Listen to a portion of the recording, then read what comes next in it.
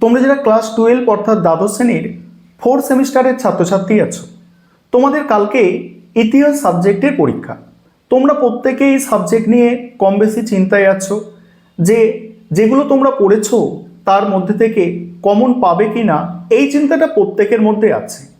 এবং অনেকে এটাও চিন্তায় আছো যে আমি এই সাবজেক্টে পাস করতে পারবো কি না। তোমাদের বলবো আজকে ক্লাসটা তোমরা সম্পূর্ণ প্রথম থেকে শেষ পর্যন্ত দেখো।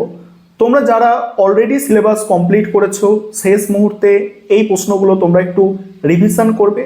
এবং তোমাদের যাদের এখনও তেমনভাবে কিছু পড়া হয়নি, তোমাদের জন্য কিছু মোস্ট ইম্পর্টেন্ট প্রশ্ন বলে দেব, যেগুলো তোমরা অতি অবশ্যই দেখে যাবে। প্রথমেই তোমাদের যেটা বলবো, তোমাদের কোয়েশ্চেন পেপার এভাবেই করা হবে যে 40 নম্বরের তোমাদের পরীক্ষা, সেখানে 25 থেকে 30 নম্বরের প্রশ্ন সহজ করা হবে এবং তারপর 10-15 নম্বরের প্রশ্ন, টোটালের ওপরে 10-15 নম্বরের প্রশ্ন একটু কঠিন টাইপের কিন্তু প্রশ্ন হবে। অর্থাৎ পুরো কোয়েশ্চেন পেপার সহজও হবে না এবং সম্পূর্ণ কোয়েশ্চেন পেপার আবার কঠিনও হবে না। যাই হোক, তোমাদের প্রথম অধ্যায় থেকে তোমাদের প্রশ্ন আসে 3-4 নম্বরের। এই প্রথম অধ্যায় থেকে 3-4 নম্বরের যে প্রশ্নগুলো তোমরা তৈরি করবে ভালো করে শুনে নাও। এখানে প্রথম অধ্যায় থেকে 3টে প্রশ্ন তোমাদের অতি অবশ্যই দেখে যেতে হবে। সেই 3টে প্রশ্ন কি? এখানে 1857 খ্রিস্টাব্দের মহাবিদ্রোহের ওপরে চ্যাপ্টারটা আছে। এখানে মোস্ট ইম্পর্টেন্ট 3টে প্রশ্ন হচ্ছে 1857 খ্রিস্টাব্দের মহাবিদ্রোহের প্রেক্ষাপট বা কারণ। ভালো করে শুনবে, কি বললাম? প্রেক্ষাপট বা কারণ কি, মহাবিদ্রোহের কারণ কি। তারপরে মহাবিদ্রোহের প্রকৃতি। দ্বিতীয় প্রশ্ন হচ্ছে মহাবিদ্রোহের প্রকৃতি। এই মহাবিদ্রোহের প্রকৃতি তোমাদের দেখতে হবে। এবং 3 নম্বর প্রশ্ন হচ্ছে মহাবিদ্রোহের ফলাফল, অর্থাৎ এর ফলাফল কি ছিল, 1857 খ্রিস্টাব্দের বিদ্রোহের ফলাফল কি ছিল। এই প্রকৃতি, বিদ্রোহের কারণ এবং বিদ্রোহের ফলাফল, এই 3টে প্রশ্ন হচ্ছে কম্পালসারি প্রশ্ন। এবং এই অধ্যায় থেকে এই 3টে প্রশ্ন তোমরা যারা করে নেবে, সমস্ত প্রশ্নের অ্যান্সার তোমরা করে আসতে পারবে। যেমন যদি ধরো মহাবিদ্রোহের প্রকৃতির মধ্যে পয়েন্ট কি লিখবে তোমরা, যে একে কি প্রথম স্বাধীনতা যুদ্ধ বলা যায়, একে কি সামন্ততান্ত্রিক প্রতিক্রিয়া বলা যায়। এগুলো মহাবিদ্রোহের কি করছো, প্রকৃতির মধ্যে তোমরা অন্তর্ভুক্ত করছো পয়েন্টগুলো। এবং এগুলো দিয়ে যদি 3 নম্বরের প্রশ্ন সংক্ষেপে আসে, একে কি সামন্ততান্ত্রিক প্রতিক্রিয়া বলা যায়, একে কি প্রথম স্বাধীনতার যুদ্ধ বলা যায়, সেই প্রশ্নগুলো আলাদা করে তোমরা কিছুটা লিখে আসতে পারবে। বিষয়টা এইভাবে বোঝার চেষ্টা করো। এবং এছাড়া তোমাদের মহাবিদ্রোহের কারণের মধ্যে সবথেকে গুরুত্বপূর্ণ প্রত্যক্ষ কারণ। সেই প্রত্যক্ষ কারণটা কি? Enfield rifle.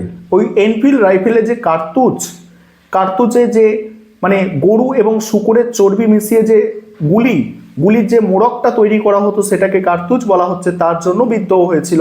এটা হচ্ছে প্রত্যক্ষ কারণ। এইভাবেও কারণের মধ্যে আবার প্রত্যক্ষ কারণ দিয়ে আলাদা প্রশ্ন 3 নম্বরের আসতে পারে। এইরকম একটু বুঝে তোমাদের পড়তে হবে। আবার যদি ফলাফল পড়ো, ফলাফলের মধ্যে একটা আমি পয়েন্ট বলছি, মহারানীর ঘোষণাপত্র হয়েছিল, এর ফলেই অর্থাৎ সেটা দিয়ে আলাদা কোয়েশ্চেন হতে পারে। এইভাবে এখানে 3টে হচ্ছে বেস কোয়েশ্চেন, অর্থাৎ এর ওপর ভিত্তি করে অন্যান্য প্রশ্ন হতে পারে, তবে এই 3টেই মূল প্রশ্ন এখান থেকে। এটা গেল। এবার 2 নম্বর অধ্যায়। এখানেই হচ্ছে তোমাদের সব থেকে চিন্তার বিষয় কি, যে 8 নম্বরের প্রশ্ন। 8 নম্বরের প্রশ্ন কি আসবে? দেখো, 8 নম্বরের প্রশ্ন আমি তোমাদের সাজেস্ট করব শেষ মুহূর্তে, যাদের একদম তেমনভাবে পড়া নেই, তোমরা 4টে থেকে 5টা 8 নম্বরের প্রশ্ন দেখে যাবে। এবং তোমাদের যদি ওর মধ্যে কমন আসে তাহলে তোমরা লিখবে, নয়তো লেখার দরকার নেই, যতটা যা পারবে সেটা লিখে আসবে। এবার লেখার দরকার নেই কাদের বললাম? যাদের একদম পড়া হয়নি। ধরো কেউ 8 নম্বরের প্রশ্ন করছেই না, কারণ কি?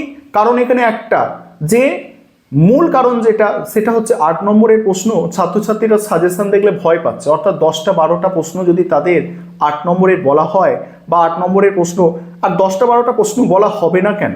যে কোনো রেফারেন্স বইতে তোমরা দেখবে, তোমাদের সিলেবাস তো বহুত বড়, সেই এত বিশাল সিলেবাস, সেখানে কোয়েশ্চেন আনলিমিটেড হয়। এমন সিলেবাস, সেখানে কোয়েশ্চেন আনলিমিটেড হয়। সেই সিলেবাসের মধ্যে থেকে 10টা-12টা প্রশ্ন কিন্তু খুব বেশি প্রশ্ন নয়। কোনো টিচার 10টা-12টা প্রশ্ন বলছে, কেউ 20টা বলছে, এগুলো খুব বেশি প্রশ্ন নয়। এখান থেকে 50-60টা প্রশ্ন হতে পারে, সেখান থেকে কমিয়ে 10-12টা বিভিন্ন টিচার বলছে। তবে যারা একদমই পড়েনি, কিচ্ছু পড়া হয়নি, তাদের পক্ষে এই 10-12টা প্রশ্ন তৈরি করা যথেষ্ট চাপের ব্যাপার।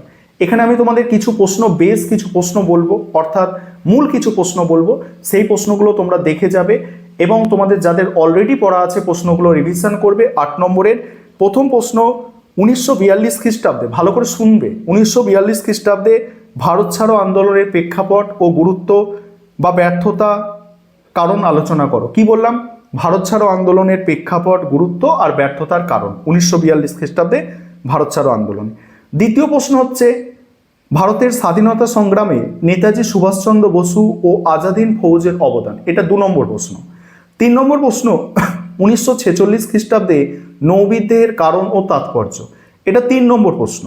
4 নম্বর প্রশ্ন, আলিগড় আন্দোলনে স্যার সৈয়দ আহমেদ খানের ভূমিকা এবং এই আন্দোলনের সীমাবদ্ধতা আলোচনা করো। এটা হচ্ছে 4র্থ প্রশ্ন। এবং 5 নম্বর প্রশ্ন, আইন অমান্য আন্দোলনের পটভূমি ও গুরুত্ব আলোচনা করো। আইন অমান্য আন্দোলনের পটভূমি ও গুরুত্ব আলোচনা করো। মোটামুটি এই 5টা প্রশ্ন, প্রথম চারটে সৈয়দ আহমেদ খান পর্যন্ত আমি সব থেকে গুরুত্বপূর্ণ দিচ্ছি। তারপর আইন অমান্য আন্দোলন 5 নম্বর প্রশ্ন বলেছি, এবং আরও 2টো প্রশ্ন আমি সাজেশনের মধ্যে রেখেছি, যাদের পক্ষে সম্ভব হবে করবে, না সম্ভব হলে করার দরকার নেই, কারণ শেষ মুহূর্তে কালকে তোমাদের পরীক্ষা, এতগুলো প্রশ্ন দেখবে তারপর কিছুই পারবে না। ঠিক আছে, প্রথম 4টে যে কোনোভাবে হোক করার একটু চেষ্টা করো, একটু পড়ে যাওয়ার চেষ্টা করো। আর যদি প্রথম 4টে টপ ইম্পর্টেন্ট প্রশ্ন তোমরা বিভিন্ন জায়গায় দেখছো বা টেস্ট পেপারেও দেখা যাচ্ছে, এই প্রথম 4টে প্রশ্নই ঘুরিয়ে ফিরিয়ে বহুবার আছে, আর আশা করা যায় এখান থেকে একটা প্রশ্ন দেওয়ার সম্ভাবনা খুব বেশি। আর সেটা হচ্ছে নৌবিদ্রোহ এবং নেতাজির প্রশ্নটা খুবই গুরুত্বপূর্ণ। সহজ কোশ্চেন পেপার হলে দেখবে নৌবিদ্রোহ আর নেতাজি সুভাষচন্দ্র বসু এই দুটোর মধ্যে একটা দিয়ে দিচ্ছে, এবং যদি একটু কঠিন ধরনের প্রশ্ন হয় তাহলে আলিগড় আন্দোলনের ওই সৈয়দ আহমেদ খানের ভূমিকা, ওখান থেকে প্রশ্নটা দেওয়ার সম্ভাবনা থাকে। এটা গেল। এবং তারপর 3-4 নম্বরের প্রশ্ন এখান থেকে যেগুলো করবে, 3-4 নম্বরের প্রথম প্রশ্ন, ক্রিপস মিশনের প্রস্তাবগুলি কী ছিল, ভারতীয়রা কেন তা প্রত্যাখ্যান করেছিল। দ্বিতীয় প্রশ্ন, মাউন্টব্যাটেন পরিকল্পনা ও ভারত বিভাজন সম্পর্কে টিকা। তারপর 3 নম্বর প্রশ্ন, দ্বিজাতি তত্ত্ব। দ্বিজাতি তত্ত্ব বলতে কি বোঝো, এর প্রভাব এবং জিন্নার ভূমিকা। 4 নম্বর প্রশ্ন, 1935 খ্রিস্টাব্দে ভারত শাসন আইনের গুরুত্ব ও ত্রুটি লেখো। 5 নম্বর প্রশ্ন, জালিয়ানবাগের হত্যাকাণ্ডের প্রেক্ষাপট ও গুরুত্ব লেখো। এই 5টা প্রশ্ন হচ্ছে সব থেকে গুরুত্বপূর্ণ প্রশ্ন এখানে। এছাড়াও কিছু আছে, 1909 খ্রিস্টাব্দে মল্লেমিন্টো আইন, সেখানে আইনের বৈশিষ্ট্য, ত্রুটি, সুরাট অধিবেশন, গান্ধীজির সত্যাগ্রহ, স্বরাজ ভাবনা, সিমলা চুক্তি, এগুলোও হতে পারে প্রশ্ন। ঠিক আছে, তবে মূল 5টা প্রশ্ন, প্রথম 5টা ওগুলো তোমাদের কম্পালসারি, অর্থাৎ দেখতেই হবে। দেখো তোমাদের সিলেবাস অনেক বড়, আমি বলছি যে এর মধ্যে থেকেই তোমরা হুবহু 100% কোয়েশ্চেন কমন পাবে ইতিহাস সাবজেক্টে, এরকম সম্ভব নয়।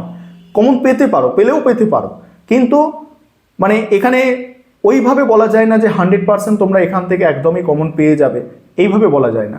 তবে তোমাদের যাতে মনোবল বৃদ্ধি হয় পরীক্ষার আগে, কারণ আর কয়েক ঘন্টা পরেই তোমরা, আজকে অনেকের পলিটিক্যাল সায়েন্সের পরীক্ষা দেওয়া হলে আর কয়েক ঘন্টা পরে তোমরা ওই পরীক্ষাটা দেবে।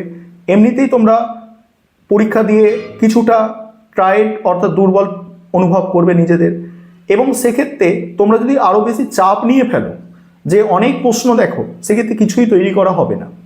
যাতে মোটিভেশন পাও, তোমাদের সিলেবাসের মধ্যে থেকে মোস্ট ইম্পর্টেন্ট প্রশ্নগুলো বেছে দেওয়া হচ্ছে, এবং এগুলো তোমরা শেষ মুহূর্তে দেখে যাও, আশা করি তোমরা উপকৃত হবে, তোমাদের কোনো সমস্যা হবে না।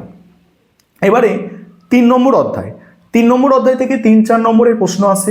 3 নম্বর অধ্যায় থেকে যে প্রশ্নগুলো তোমাদের অতি অবশ্যই দেখতে হবে, প্রথম প্রশ্ন, ভারতের সংবিধান প্রস্তাবনার গুরুত্ব ও তাৎপর্য। দ্বিতীয় প্রশ্ন, ভারতের সংবিধানের প্রধান বৈশিষ্ট্যগুলি আলোচনা করো, এবং বৈশিষ্ট্যের মধ্যে তোমরা সার্বভৌম, সমাজতান্ত্রিক, ধর্মনিরপেক্ষ, গণতান্ত্রিক সাধারণতন্ত্র, এই পয়েন্টগুলো একটু অন্তর্ভুক্ত করার চেষ্টা করবে, করলে ভালো হয়। 3 নম্বর প্রশ্ন, খুবই গুরুত্বপূর্ণ প্রশ্ন, ভারতীয় সংবিধানে নারীর ক্ষমতায়ন এবং নারীদের অধিকার রক্ষায় কি কি ব্যবস্থা নেওয়া হয়েছে। খুব ভালো প্রশ্ন একটা। 4 নম্বর প্রশ্ন, 1990-এর দশকে ভারতের অর্থনৈতিক উদারীকরণের নীতি সম্পর্কে টিকা। এই যে 4টে প্রশ্ন আমি বললাম, এই 4টে প্রশ্ন সব থেকে গুরুত্বপূর্ণ। এছাড়া এখান থেকে দেখবে ভারতের সংবিধান রচনায় গণপরিষদের ভূমিকা, এটা দেখতে হবে।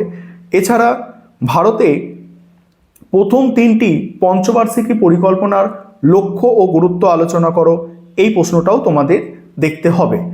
এবারে 4 নম্বর অধ্যায়। 4 নম্বর অধ্যায় থেকে কি? 4 নম্বর অধ্যায় থেকে তোমাদের 3-4 নম্বরের প্রশ্ন আসে। এই 4 নম্বর অধ্যায় থেকে যে প্রশ্নগুলো তোমরা তৈরি করবে, প্রথম প্রশ্ন 1971 খ্রিস্টাব্দে বাংলাদেশের মুক্তিযুদ্ধের প্রেক্ষাপট ও ফলাফল আলোচনা করো।